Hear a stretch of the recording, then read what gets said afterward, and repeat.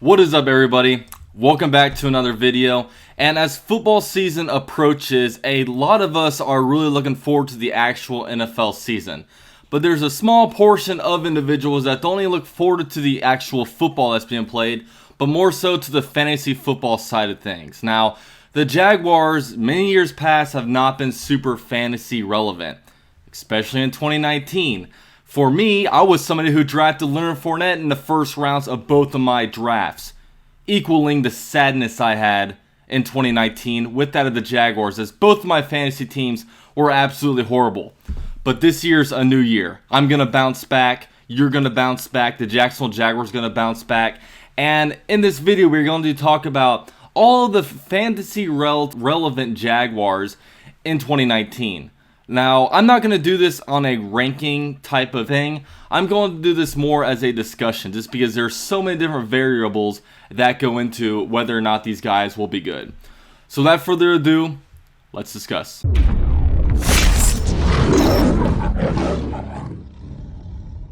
So obviously the most fantasy relevant Jaguar is going to be Leonard Fournette.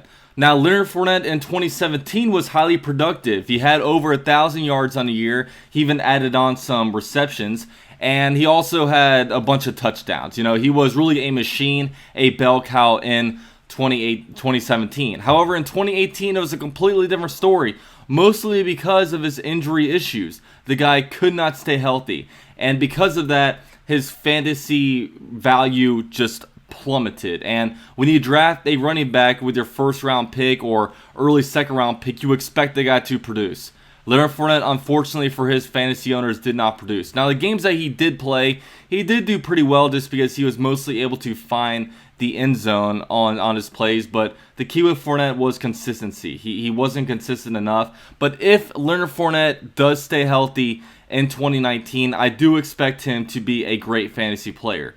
But the big if is he going to stay healthy? You know what I mean? Because that's the thing that we can predict. I think that if he does stay healthy, I think that the passing game will help him, because we all know Nick Foles is a better quarterback than Blake Bortles, and Leonard Fournette's not going to be forced to really carry the team on his back like he has in years past. But now we have a passing game that looks to be somewhat decent, so it's going to give Leonard Fournette a little bit more of an opportunity. Now we will discuss about who's going to be the number 2 running back. You know, after Leonard Fournette gets off the board, who should I look at next? What I would do is, if Leonard Fournette is in there, I am not starting any running backs. Just not going to do it. Now, if Leonard Fournette does get injured, the big question is, what running back do I need to pick up? In this case, I would be picking up Rockwell Armstead, the 4th or 5th round pick that the Jaguars had. He was a 5th round pick from Temple. He's a rookie, and he's a very similar style player to Leonard Fournette. Downhill runner, powerful. He's also got a little bit of speed. He doesn't really receive many catches in college, but just like Leonard Fournette, he didn't do that either. And then they did wind up spreading the ball around a little bit to him in the pass game. So if Leonard Fournette is healthy, I'm not starting any other running backs. It's not like a Deion Lewis, Derrick Henry type of situation where, you know, Derrick Henry might be able to grind a pound, but the other guy might be able to get PPR type of stuff. That's not going to be the issue. That's not going to be the thing with the Jaguars. With the Jaguars, if Leonard Fournette gets injured, I am getting Rockwell Armstead as my handcuff running back. Now, next up, let's go ahead and talk about the wide receivers. Now, the wide receivers, it's an interesting group. I'm not going to say it's a bad group, just because I think there is talent there. I just don't think that they've really exploited themselves yet. But the safest and the best wide receiver I would get right now, and the guy that's going to be drafted earliest, is Dede Westbrook. Dede Westbrook was the best receiver on the Jaguars last year, and I think with Dede Westbrook, Dede Westbrook will lead the team in receptions. I think he's a great first down receiver. I think he's a great possession receiver. They're going to give it to him on a bunch of bubble screens, a bunch of reverses. He's the most versatile wide receiver on the Jaguars offense. So next up, but I do think that with Dede Westbrook, while he's the safest, I don't think that he's going to lead the team in receiving yards. I think there's going to be another guy coming to the mix. Now, it's a big question on who that will be. Will it be second-year receiver DJ Chark? Will it be Chris Conley, who we got from the Kansas City Chiefs? and free agency, maybe even Terrell Pryor. You know, there's and we also maybe even Keelan Cole. You never know. There's a bunch of guys, but really, while D.D. Westbrook is the safest, while I think he's going to get the most receptions per game, he's going to be able to get a good amount of receiving yards. You know, I think that with DJ Chark, I think that DJ Chark's got the most upside.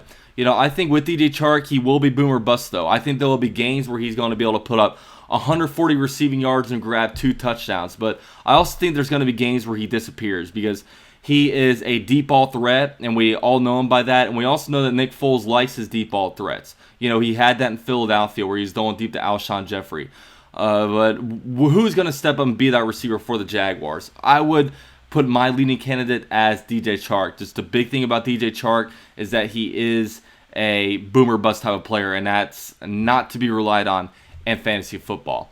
And really, so those are my 2 receivers, really, D.D. Westbrook and DJ Chark. Now, if I were to pick a third receiver, we all know Marquise Lee. He's going to be injured. He's going to miss some preseason games, and I don't even know how many games he's going to miss once the actual season starts. You know, he could be missing a game or 2. But if there's any other receiver to look out for, I would probably say Chris Conley is the next guy in line. So you have that. With the tight ends, I would hold off on the tight ends real quick just because we don't have much there. We have a 3rd round pick, Josh Oliver, who the Jaguars were very high on in the draft. But it might take him a little bit to transition. You know, I really think it will. So I think he's going to maybe wind up being a waiver player later on.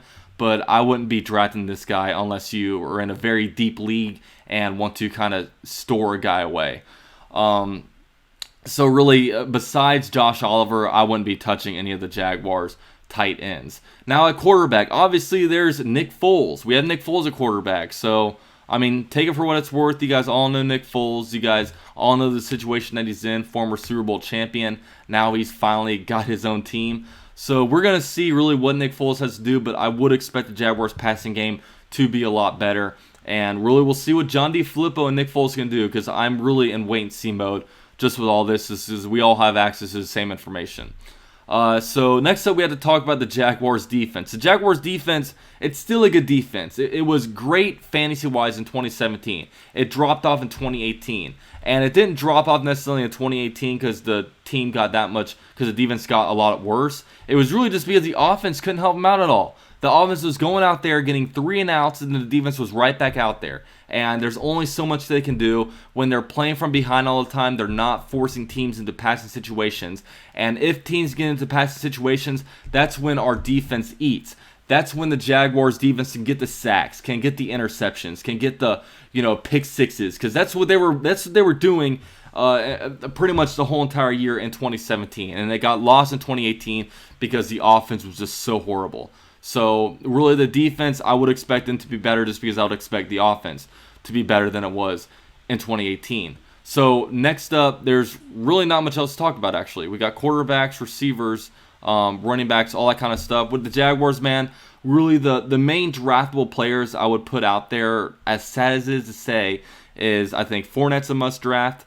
I think D.D. Westbrook is a must draft. And I think the Jaguars defense is a must draft. But these other guys, I'm a kind of guy who likes to kind of waiver wire my quarterback. So I don't know how early I'd be drafting Nick Foles, but definitely keep Rockwell Armstead in mind for your handcuff running back. And yeah, that pretty much ends it for this video. Good luck to all you guys in your fantasy leagues. Sorry for my lack of uploads. I've moved into a new place, so I've been kind of getting that settled.